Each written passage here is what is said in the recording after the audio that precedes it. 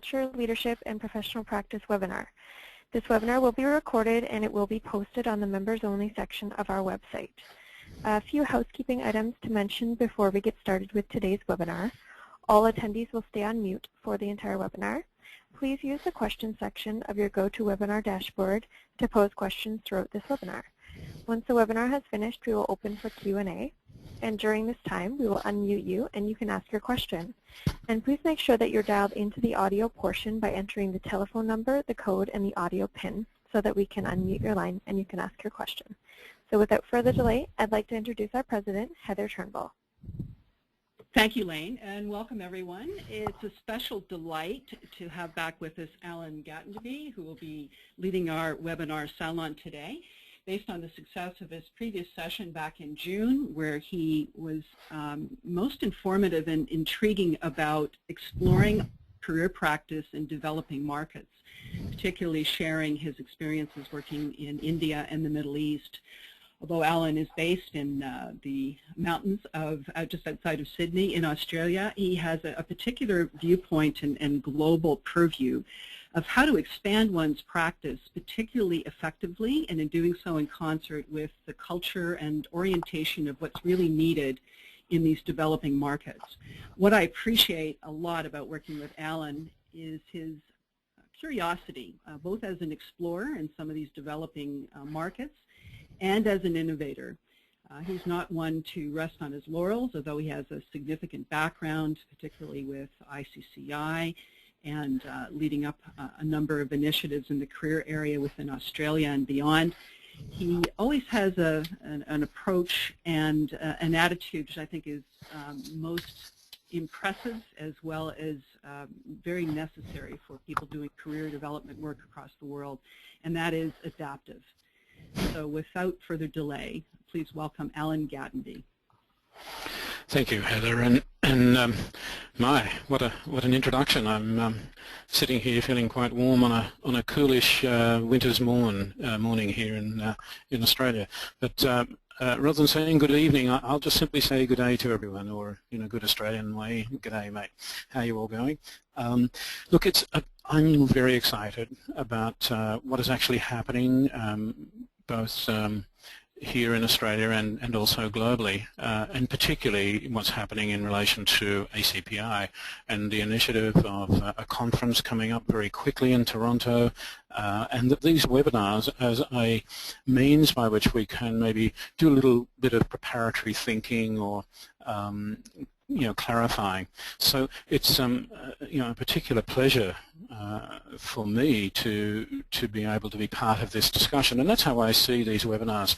I'm certainly not here to tell people what to do or how to do it, but rather my approach to this morning's webinar is just simply one of sharing a personal professional story, because leadership and the development of professional practice, as it is for individuals, it is for associations and groups, it must come from within. That's my belief. It seems to me that we have choice in all matters. The fact is, we do live in a changing world. And I think if we just pause for a moment and think about the changes that each of us have both experienced and observed in work and in careers, say in the last 5, even 10 years, let alone the last 30 or 40 years, then change is constant. Change is inevitable. Change will happen whether we embrace it or not. And I think that, therefore, a more productive way is to embrace it and see change as the creation of opportunities, the opportunities to develop and to grow. So that's really my central thesis idea behind today's webinar. And I'll be looking forward to hearing your comments about some of the experiences that I've had, and to see whether they are similar or same in your experience. So today then, what I want to do is to, first of all, have a little welcome and share that thought. I would like to spend just a few moments on background, and so you, for those who we're meeting for the first time, you have a little bit of background on my situation, pick up a few ideas around the changing world and what does that mean. Provide some frameworks of thinking. How has the work that I've been doing shaped my thinking, and what are the implications for this for us as a professional body? What are the key areas, I think, for change, and to have to leave time for some discussion around these sorts of points. So firstly, some background. Firstly, I don't need to spend much time at all talking about the fact that we live in a changing world. Each of us would be very aware of the way that technology and globalization has impacted life locally, nationally, and globally. And with that impact, that's actually shaping occupations, it's shaping workplaces, and very importantly, significantly, it's actually changing the pathways that people can engage in and move in their career. So, you know, that's part of that context. That part of the difficulty is that if we continue to work in a historical model, then we very quickly lose relevance. And in a dynamic marketplace, relevance is the thing which is going to keep us engaged and alive.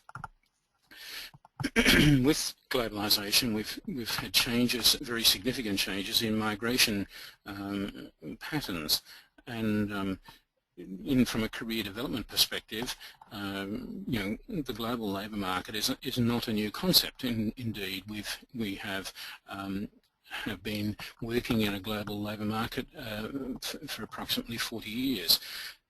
However, in the early days, the career dimension to that was largely working with executives.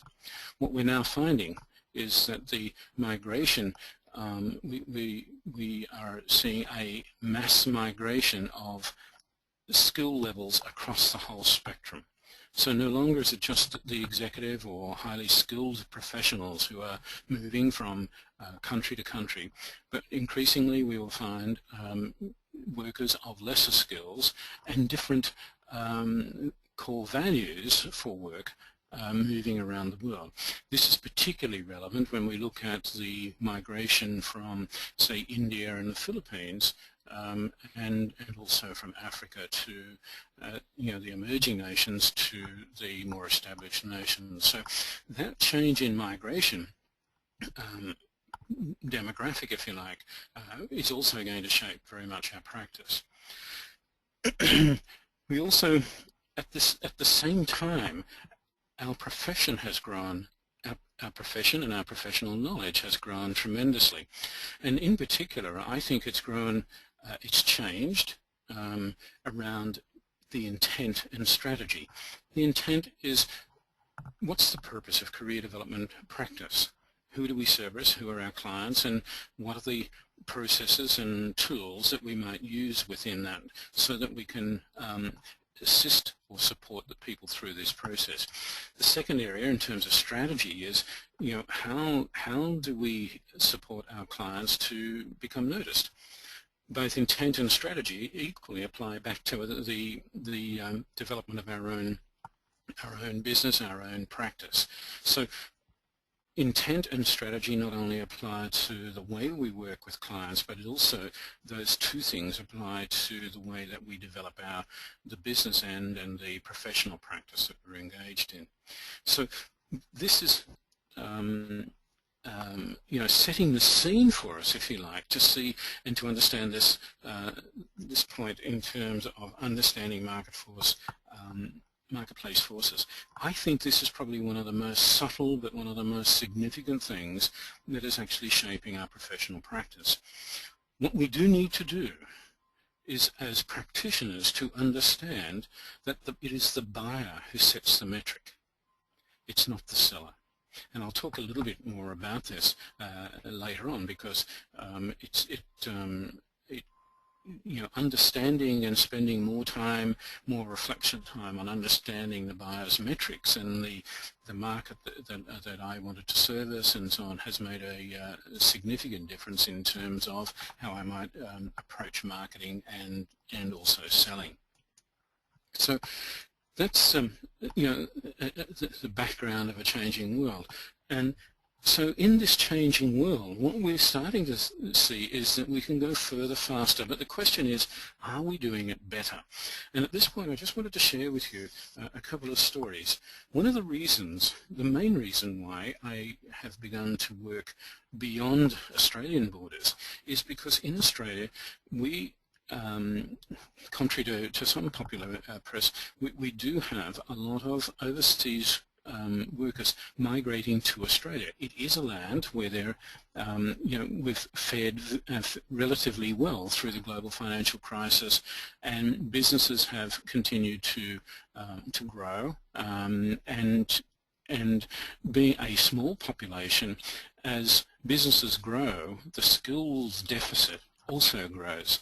And so we have looked to overseas skilled workers for creating or filling a lot of those work gaps. So there has been globally quite a few quite significant attempts to attract skilled workers to Australia. So what has been happening is that young people particularly out, from places like India come to Australia full of hope, very well qualified, but in some senses naive and greatly under, or if not prepared for what is about to happen. Invariably, the people, by the time they get to see me in my private practice, have been in Australia typically 10 to 12 months. They are demonstrating all the symptoms of depression, certainly despondency. No surprise that in the last 1 month we've had 3 overseas students commit suicide. That's a fact across our major cities, simply because there is a gap between what they perceive this land of hope and future is to be something else, because when they get here they just can't break into the Australian work scene because they don't understand it. They've not been prepared for it. So whilst we, in this changing world, we are doing further, and we are going further and we are going faster, the very real question for me is, are we doing it better? The second little story I'd share with you is a delightful young town planner that I met just 2 years ago now. And she, like I had described before, we met at a career expo. She was looking for some help. She was there with her husband, quite down about the fact that she had a master's in town planning. She had worked on some incredibly exciting and large community-based projects in India. She came to Australia on the understanding that it would be relatively easy for her to get work in Australia, but after 10 months had not been called to one interview. So we began a conversation, and quite obviously there were a few problems with her self-marketing material, but the key problem was that she just didn't quite understand that in Australia that qualifications won't necessarily get you the job. That in the Australian labour market, then your experience and your ability to get the job done is of greater importance. So in her field, there was also technical barriers such as the law of compliance relating to building and development and contractual law, which was effectively working against her. So what we were able to do, having identified those sorts of things, we were able then to develop a plan in situ, which actually got her career moving. And I'm really happy to say that she is one of the great success stories, and that within 8 months she, we'll see, if we look at within 12 months through some carefully developed plans and voluntary work and so on, she was successful in gaining employment in a planning department, and has moved from there to working in a government department where she is looking at the contractual side of things, and so it's ready now to make her in terms of Australian experiences, make a step into local government, which is our ultimate goal. So this is I share this experience with you because, you know, there is a gap. There is a gap between what is portrayed in one place but understood in another. And so I think that's one of the key areas for us to, as a profession, to look at and to investigate the ways that we can actually help people in this global transition. The second key thing in the changing world for me is this switch to buyers metrics.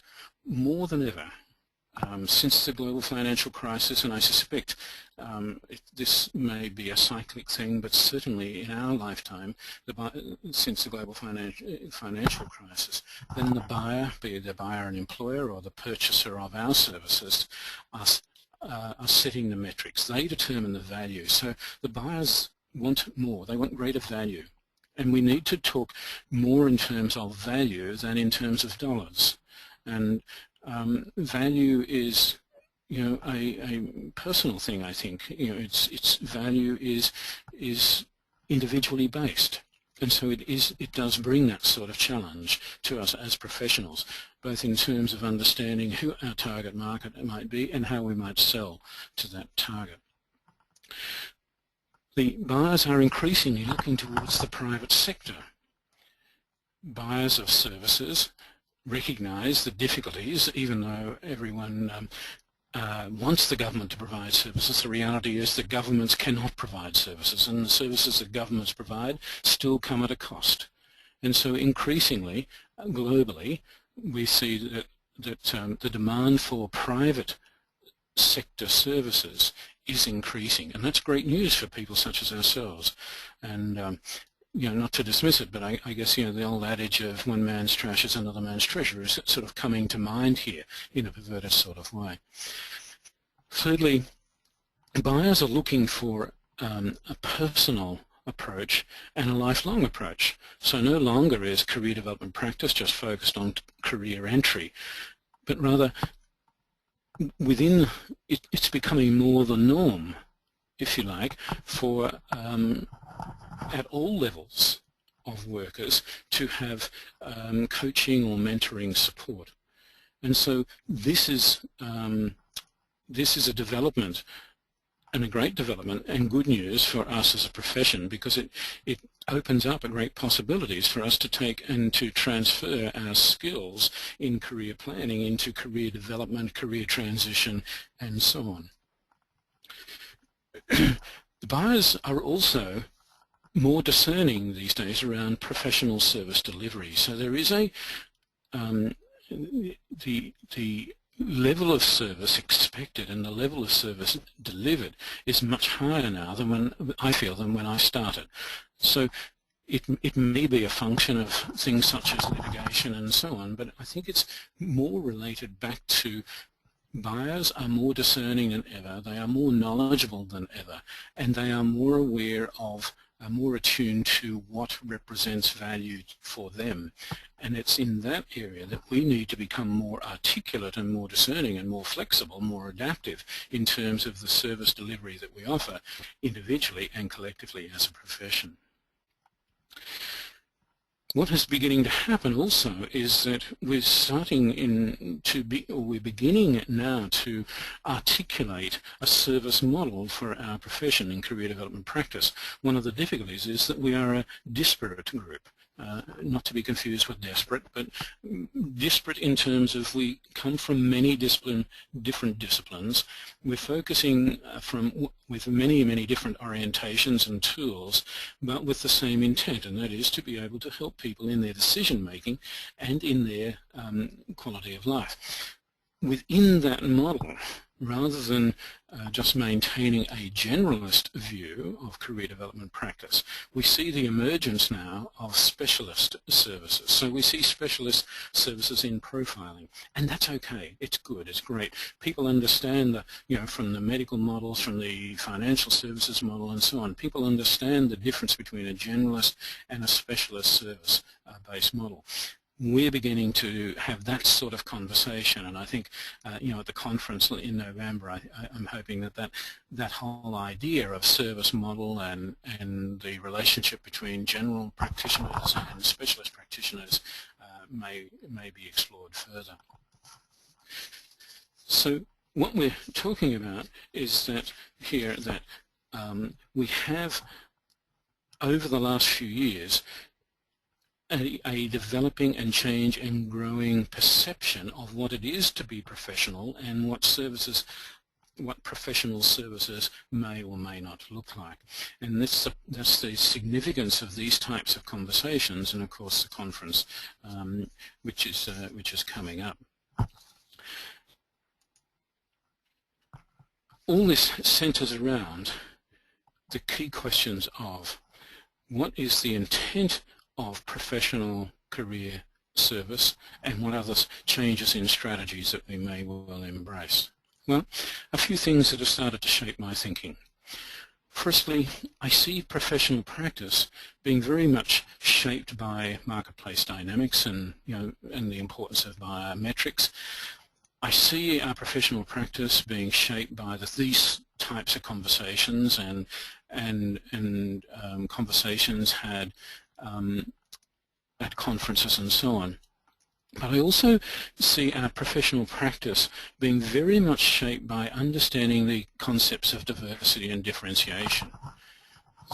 Working with colleagues from around the world through the Institute of Career Certification International is a real privilege, because what has happened there is helped develop the whole idea that a service model in a developed nation and career development practice is viewed quite differently in the emerging markets of Asia, Middle East, Africa, South America, I suspect, and so on. So what we're now trying to do is to come to grips with this whole idea of how can we as a profession meet the diversity of clients from the variety of and differing cultural backgrounds, and how can we differentiate our services, our tools and our processes and our products. And all those things are helping to shape professional practice. So with professional practice, sorry, just go back to one of some of the key shifts that I've seen is that we see a shift moving from planning. Typically and traditionally, career development practice, in my experience at least, has focused on understanding self, understanding the world of work, and developing a plan, a transition or succession plan into your career of choice. And presumably organisation of choice. In the past, we certainly have given support to and coached people in the art of self-selling, or what we may have traditionally called interviewing. What I'm seeing, however, is the need to keep focused on the planning, but I see two stages: increased and an increasing need for attention on the second part of that phase, or that process, the transition phase. So before the webinar, Heather and I were chatting, we were just saying, look, having a plan is not going to make you any more successful than not having a plan if you don't take action. So really it's about doing the thinking and taking the action. And it's the understanding, coaching, understanding the mentoring aspects of transition, as well as the political and the financial aspects of transition, which all need to come together in that space. So what I'm really suggesting here is our professional practice, in one sense, has extended beyond the planning and now including transition. Certainly our professional practice is being pulled from a whole life event.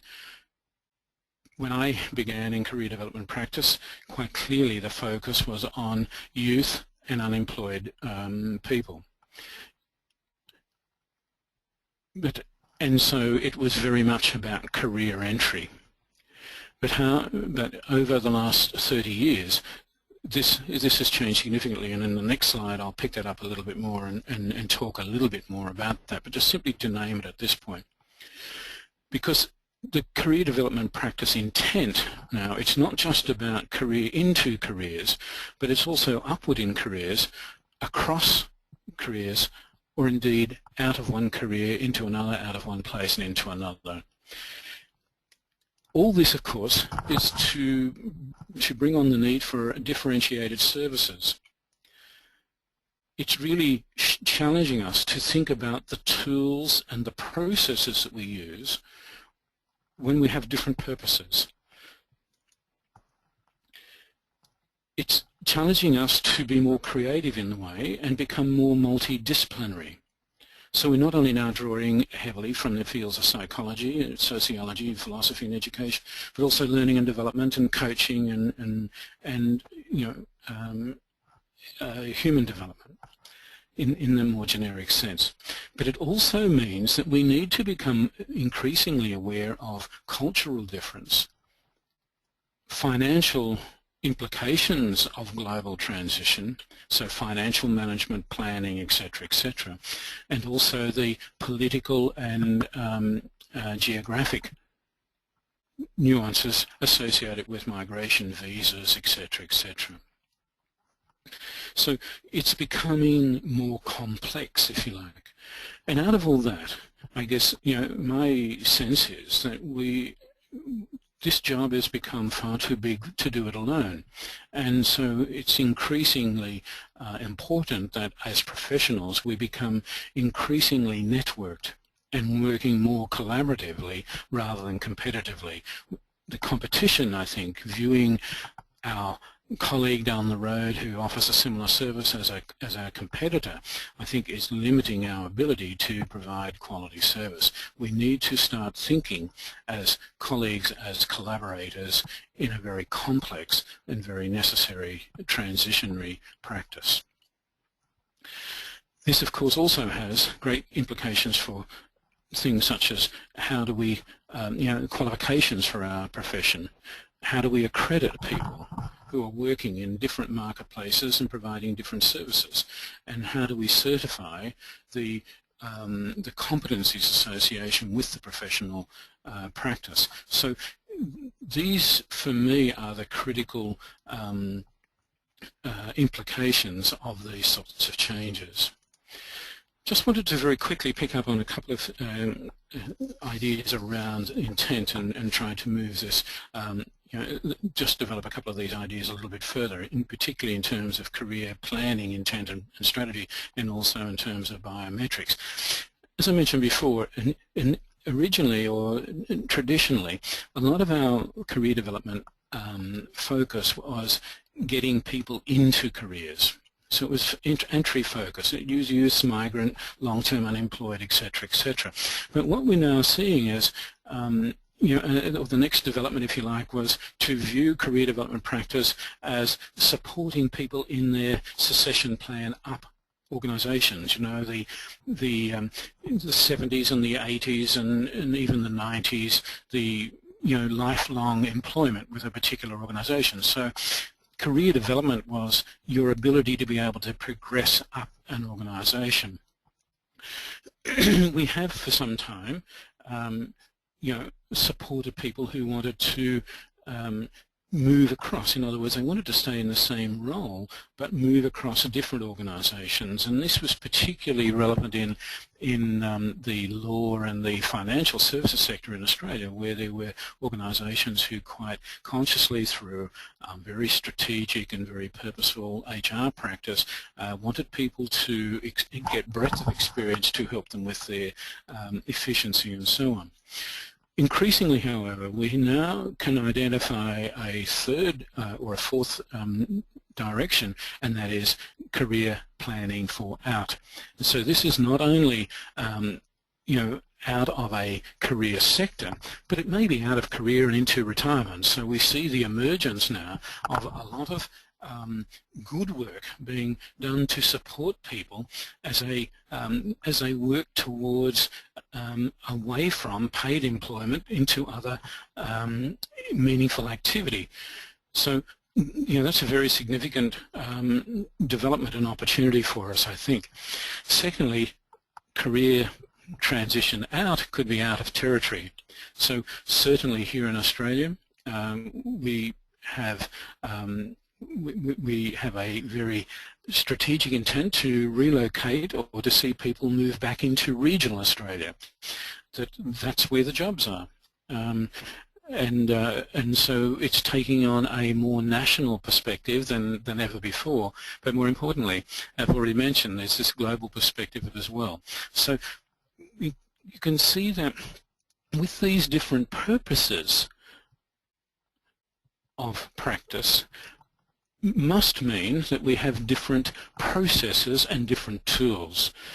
And it builds, in my mind, the whole idea that we need to increasingly start, as Stephen Covey says, start with the destination or the end point in mind. So we're offering services now. Are our services offering support for people who want to progress up?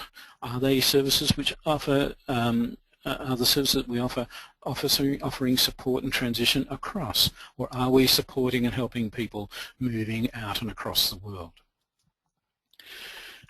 The second key idea that I just want to spend a little bit of time is around this marketplace dynamics. That, the marketplace has become bigger, that's for sure. And because it's become bigger, it's become more complex. We're now taking on cultural norms in a way that we've never done before. We've grown through, if you like, the age of colonialism, where organisations would go and reproduce themselves in another place, irrespective of the culture of that place. But we now can't afford to do that.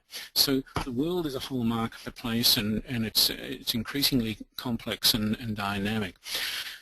The world, therefore, is made up of just two types of people: buyers and sellers. We need to remember that in that marketplace, it is oversupplied. There is literally nothing that I can think of that I can't get somewhere, and even now, without leaving my lounge room. I can sit on my computer, I can purchase anything that I want or think that I might need. And the end result of that is that the buyer's default position now is no.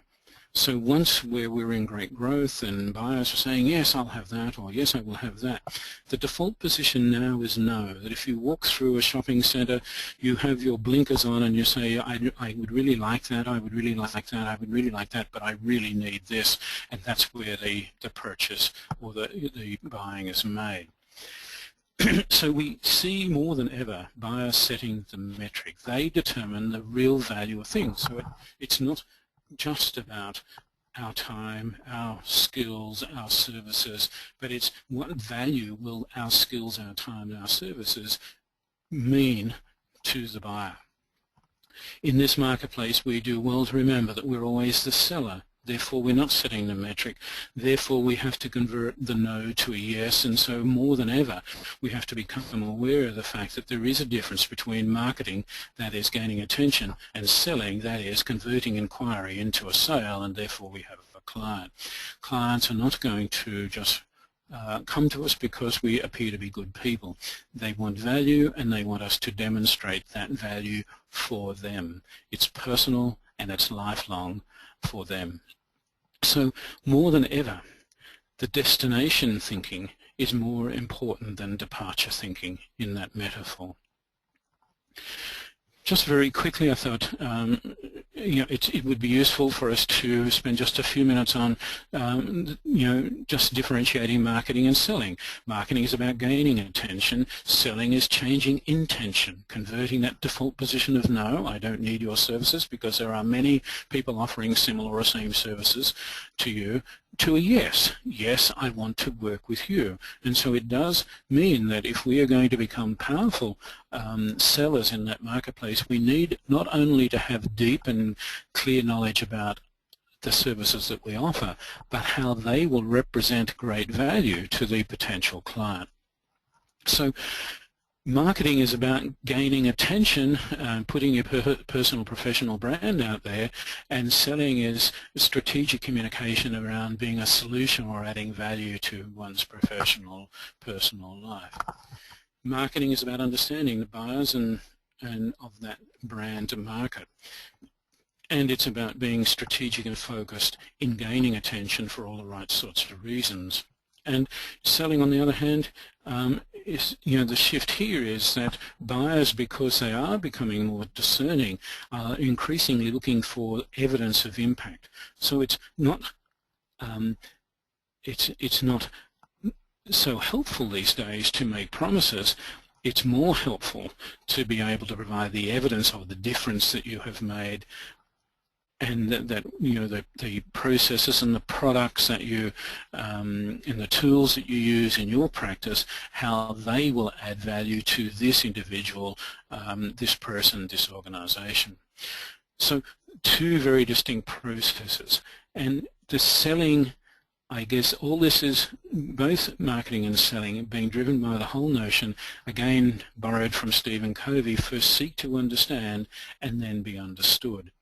So we need to understand our market, we need to understand ourselves, we need to understand our services before we can even start to communicate that value out into the marketplace. We need to be able to do this in a rapidly changing, diverse and complex global market. So what do I see as the common challenges? Already talked about the switch from planning plus from planning to planning plus. That is, providing transition support, and how do we meet that? How do we meet the challenge of diversity and differentiated services on tighter and tighter budgets? How do we, as a profession and individual, articulate a service model which communicates value? How do we work, firstly, to understand the gap between cultures, and then secondly, support people, help them to be able to transition to bridge those gaps? How do we individually and professionally understand market or destination and allow that to shape our practice? What are the implications of starting with the end point in mind and first seeking to understand and then be understood as a profession, as a business person, as an entrepreneur, as a leader? How do we become more strategic? How do we become more purposeful? How do we build on our passion? How do we become more powerful, and powerful in the sense of being able to empower, not power over? And I think for me it really comes back to having clarity. Clarity is power. Clarity around our purpose, clarity around the products that we offer, and clarity around the processes that we will engage our clients in, and the processes that we will become engaged in ourselves as professionals. So that brings me to a point. They're just some thoughts coming out of the experiences I've had, and brings me to the point now, Heather, I'd really like to open it up for questions and comments, because I think we're about ready for that sort of time. Yeah. Sounds great, Alan. And while people are formulating their questions and typing those in, I have a lot of questions actually, but I thought I would hold back until we've had some transition. See they're coming in now. While we're waiting for that, I do have one which I'm often asked in my professional capacity as well as in my role within ACCI, and that is, how are career professionals who've been doing this for a while now, how are we equipped, and what needs to be our attitude to sort of reinvent ourselves? You've described a very complex world in which we need to be and achieve mastery in a multitude of areas, from supporting our clients who are emotionally in distress about finding their way in a new country and finding opportunity within their profession, and helping those who are perhaps in the latter life of their career and want to find meaningful work and contribution. What would you advise, Allan, in terms of doing things better and reinventing ourselves to match the challenges associated with this very complex world? I wish there was an easy answer to that, Heather. In part, I do believe it's a mindset, and Stephen Covey in his 7 habits, the 7th habit is sharpen the saw. What he's saying, of course, to be an effective person or a leader or a growing professional is devoting time to improving practice. For me, the older I've become, the more I've actually understood that there are 2 ways that I can grow and deepen my practice. One is to certainly upskill myself. That's important. But secondly, it's to work more collaboratively. So rather than viewing our practice as an individual pursuit, just seeing it as a collaborative pursuit that is professional. So we are a community of professionals. So I am incredibly energized by many of our young practitioners, for example, or practitioners that come from different orientations, different disciplines, different cultures, because every one of those views is slightly different, and it adds value to the view that you have, that you might hold yourself. So there is a mindset, I believe, around you use the term adaptive in your introduction in describing myself. I'm not sure whether it's a process of adaptation. I guess it is. I think it's more a mindset of inclusion.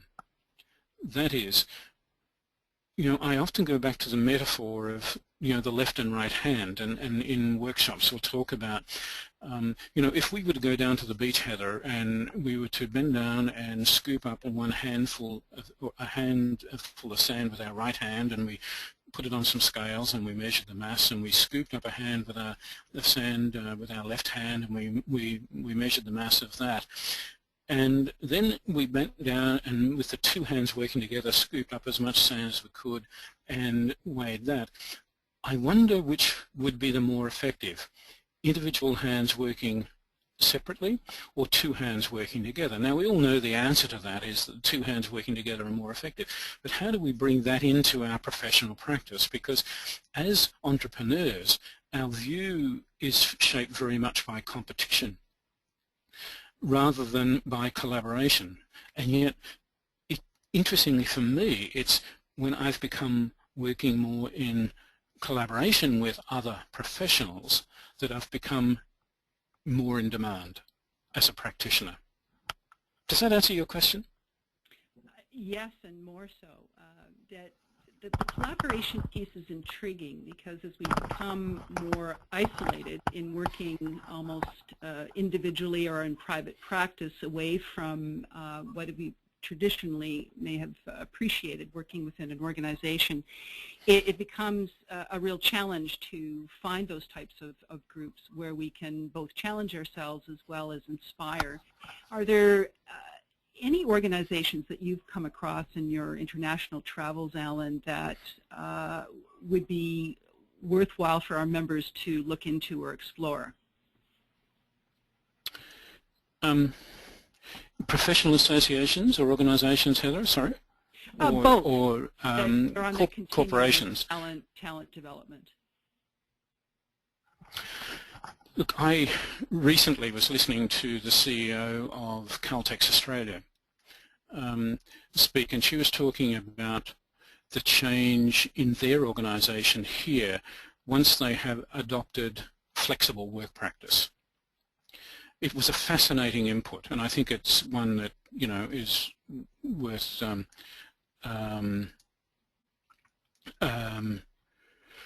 worth considering. The point that she made was simply this, that as CEO for many years she knew that flexible work practices would have positive outcomes on the business end of the organisation. But she couldn't get past the board's questions around, but what is this going to cost us? What she then realised in thinking this through with her team was that they were actually asking the wrong question. So she asked her team to consider, what is this going to cost us what is it going to cost us as an organisation not to adopt the practice? And she said as soon as they asked that question, they came up with a whole different scenario. Now, 2 years down the track, the business model they constructed by asking the question, what will it cost us if we do not adapt and embrace flexible work practice? It's just been huge.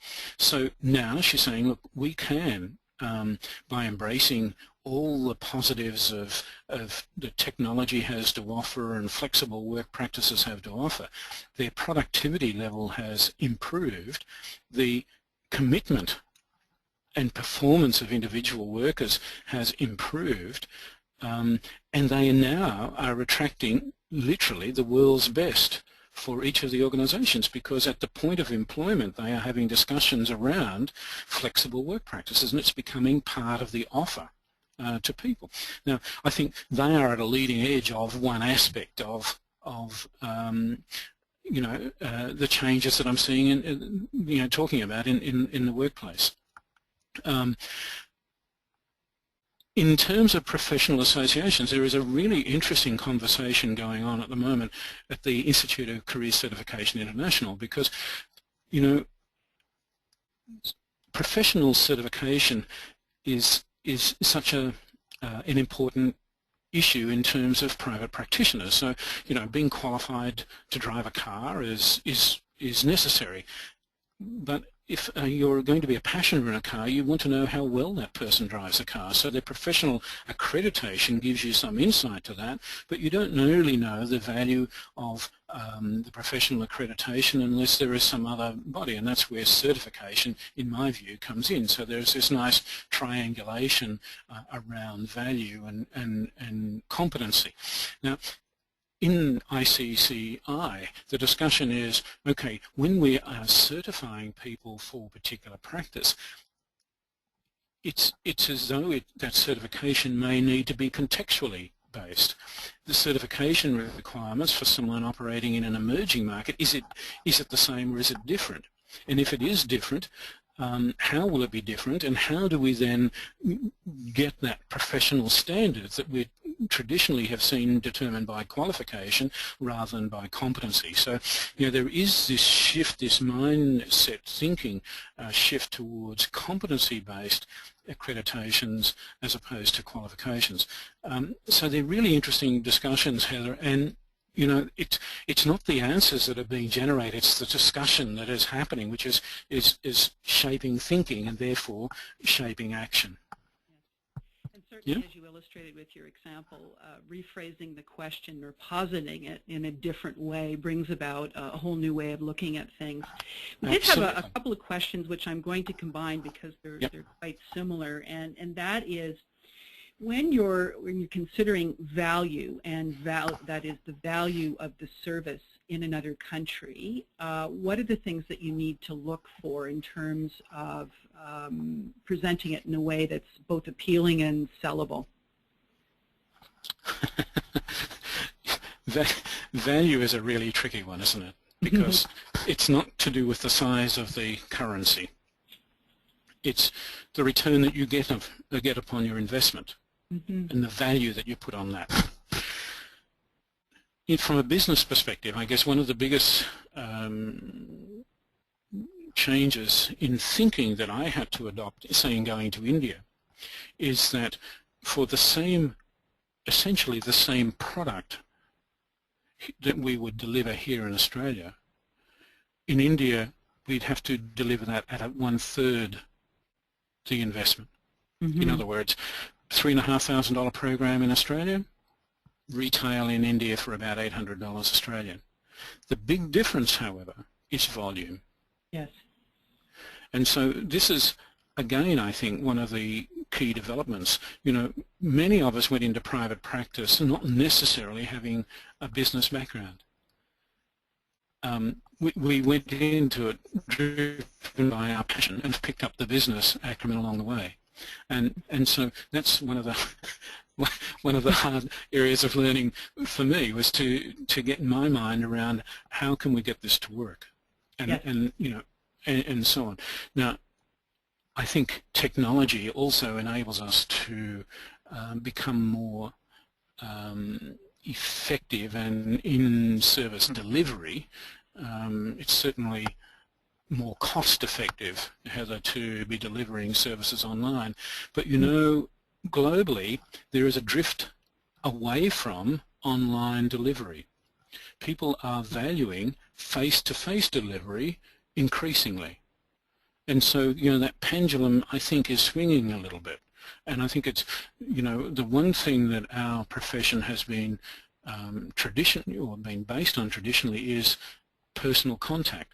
So it's how, I think part of the challenge now is how can we use the technologies available to us to maintain the personal contact, to give the personalized delivery that our buyers are looking for and demanding. Mm-hmm. And that in turn adds to the value. And that's right. For what it's worth, it's certainly that trend towards dropping off digits yeah. on the final bill, and the value proposition to the client has been certainly mirrored in North America and beyond for quite some time. And it calls upon a certain level of creativity, as well as using technology coupled with the personal touch to deliver the value, I think, that's expected. Yeah. The other thing that I'll just quickly throw in there, Heather, is that I've had a lot more success in packaging up programs, or providing, you know, the notion of packages, so that in India, for example, to come to Australia will cost about $10,000 Australian. When you consider that's just in migration fees. So when you consider the cost of a visa application, you know, maybe agent support for that, the cost of skills assessments, English assessment, occupational assessment, skills assessments, and so on, it's about $10,000. Now, if we were to offer coaching support or transition support as separate to that, that's a huge cost. And for many of these young people, what they're doing, same in the Philippines, many of these young people are securing or taking out loans, particularly from family. They migrate in the hope that in the expectation that they'll be able to repay that loan quickly, but of course are unable to find employment, and therefore, you know, they're not able to honour their family, and they're not able to honour themselves in terms of you know, feeling good about becoming employed. So it's a huge cost. So what we've started to try and do is to help people to think, well, okay, you want to transition, say, from India to Australia, here's what the total cost structure might look like. Mm-hmm. Don't think in terms of, say, $10,000. Think in terms of $20,000. Package something up and see where you can get, you know, economies of return, and see how you can make it more of a business proposition than a personal quest, if you like. Now, once we're starting to have that conversation, then it's doing it's providing a context to say, no matter how well prepared you were, there will be a time difference between the time that you arrive and the time that you get your first paycheck. Indeed. Managing those expectations is very That's important, right. Coupled with the empathy, which is so key in helping people get grounded emotionally and professionally, so they can move forward with their careers. Thank you, Allan. We'll just have you summarize your excellent presentation before we close off for the day. Yeah. So Heather, did we cover the questions that others had there? Yes, thank you. Heather, Great. actually, Okay. there's a few questions that have come in through your discussions. Oh, great. Okay. So I'm not sure if you'd like to go through them. So Michelle is asking for an example of how we can collaborate together to serve our clients. Look, it's a really good question. I guess, Michelle, I think we can collaborate in two ways. Obviously, transition is a process. You know, there are steps along the way, and so it's collaborating with different specialists, if you like, along that journey. So it might be me linking up with a migration agent, me linking up with someone else, with employers, etc., to look at sponsorship. So there's this collaboration that we can get along the process, but within our own profession also. I've been in private practice since 2007. Prior to that, you know, I was leading organisations and so on. But since 2007, I've made a decision to not gain accreditation in any particular tool. So I've resisted the temptation to become, say, if you like, a Myers-Briggs accredited person, or a Herman Brain Model, or a Facet 5, or a Strong, or a Gallup, and so on. In my practice, what we do is to meet with the individual, have a look at what sort of assessment would best meet their needs, and then engage the services of a colleague who is accredited in that service. So it's making better use of our respective skills, passions and interests to provide a better service to our client. Amazingly, even though it adds a little bit in terms of to the cost of the process, invariably my clients come back and say, I'm glad that I've done that. I'm glad that, you know, you've directed me in this sort of line. Look, it's fantastic to hear or to get this input, etc., etc. And this whole sense of that they have been heard, firstly as an individual, and secondly, we've responded to that by appearing at least to get the most appropriate tools in place for this particular client. Okay? Yeah, that's great. Thank you. And we had another question from Heather, Heather Bennett, and she says, "How so many of us think all answers are available via Google. How might we show our value as being more than let me help you write an effective ... prepare for an interview, or to one of I can help you figure out or become or deal with, etc." Yeah, it's I guess we call it the do-it-yourself industry, isn't it? You know, the world's authority on everything, Google, Wikipedia, and so on. I think one of the reasons why I'm sensing that people are looking for more personalized services is because for most people they've tried it and it hasn't worked for them. So yes, they go to the internet, they get some tips on preparing for an interview, but successful selling is firstly deeply understanding the need of the organization that you are trying to secure the position in, you're selling yourself into. And that's a conversation that and work that, you know, needs to be had, a more personal conversation, if you like, because what we're doing is aligning two elements of a partnership, the individual to the organization, or the individual and to the role. Now, with the best will in the world, I don't think the internet can do that. I think this is where personalized services, we might use the technology to provide those, Skype, etc., to provide that personal contact. But I think this is a key selling point, and one of the key things, there are two key questions I ask all my inquirers. Can they share with me, are you actively looking for work, and how many interviews have you had in the last 6 months? Those two key questions tell me heaps about their self-marketing material and their self-selling skills. So if they're not getting to interview, then you know the self-marketing material is where the work needs to be done. If they are getting to interview but not successful, then you know that it's in the self-selling area where the work needs to be done. So immediately we can focus it in onto, and there again appear to be providing a personalised service for the inquirer or the potential client. Thank you. So that actually concludes all the questions that we have from the participants on today's webinar.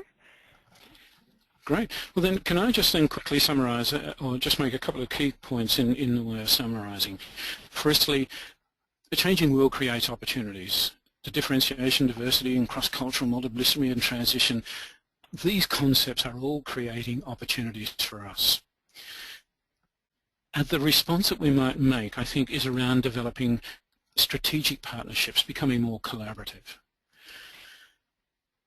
The implications of a changing world are there for the way that we need to market our profession, how we deliver the services, how we network, and how we train and accredit our professions. That's just the really thesis. It's a challenge, but it's a challenge couched in opportunity. So I would be interested in hearing your thoughts also after the webinar. Just look, what have you enjoyed today? What's been new, or what learning has taken, and what are your next steps? But the last, final comment really for me is that these professional conversations need to continue. It's the way that we can best enrich ourselves and also enrich the culture of our profession. So, please go onto ACPI website and register for the conference in Toronto, and it will be an excellent exchange. There's no doubt about that, and will represent excellent value. So the last comment that I would make, I'd just simply like to thank ACPI and Heather for under your leadership, taking these steps and providing these sorts of opportunities that we can have these conversations. So thank you to ACPI. Thank you to the participants who have come along to listen, and I look forward to continuing the conversation through ACPI, maybe through ACPI blog site, something like that, or you can contact me more personally on these contact details here. I wish everyone a great day, be it that you're heading towards your evening, or you're in your early time and the day is still yet to unfold to you. May your work be productive, may your work be intriguing, may your work be enriching. Thanks, everyone. And thank you. We've been listening to Allan Gatenby in his presentation today on culture, leadership, and professional practice, another free member benefit of the Association of Career Professionals International. And as Allan said, this is a true collaboration of interactivity and conversation, which has been the hallmark of our professional association for almost 25 years. Leading up to our conference in November, we invite you to mark the dates for our next Salon webinars. On Tuesday, September the 23rd at 12 noon Eastern, we welcome Ron Elsden. Ron will be talking about converging career paths based on his new book, How to Build a Non-Traditional Career Path, Embracing Economic Disruption. Ron has been a frequent presenter and longtime member of ACP International, and we welcome him in his presentation from California in the USA. Following that, Thursday, October the 9th at 11 a.m. Eastern Time, we're really thrilled to welcome Annabelle Reitman, one of our members from the Washington, D.C. area, and her colleague Sylvia Benatti, talking about their just released book, which is it's an amazing, practical, model-based book on mentoring across generations. The title of the presentation will be Creating a Mentoring Program, Mentoring Partnerships Across the Generations. And that seminar will be just a teaser to a more elaborative session and workshop that they'll be conducting at our conference in November. And just in closing, as Allan has mentioned, and as witness to his very comprehensive overview of the complexity of the world that we're facing now in career services, it really is imperative that we invest in a global gathering of discussion, dialogue on what it means and the value of careers and especially connections. So we do invite you to consider attending our conference here in Toronto, November 6th to the 8th, Valuing Connections and Careers. It's also the 25th anniversary of ACP International, and what better way to really engage with very stimulating thought leaders, a good opportunity as well to showcase you and your brand with a great audience of decision makers and influencers. and also to expand your contacts. That was an integral part and a competency of what Allan was talking about today, to be a very viable and value-based participant in the talent world. That you can register online at acpinternational.org and just click on the tab Conference 2014. Thanks again to Allan Gatenby, Zeem International, and my colleagues at ACP International for our Salon webinar series. We look forward to seeing you in September now. Thanks, everyone. Thanks, Lang. Thanks, Heather. Bye. Bye-bye. Bye-bye.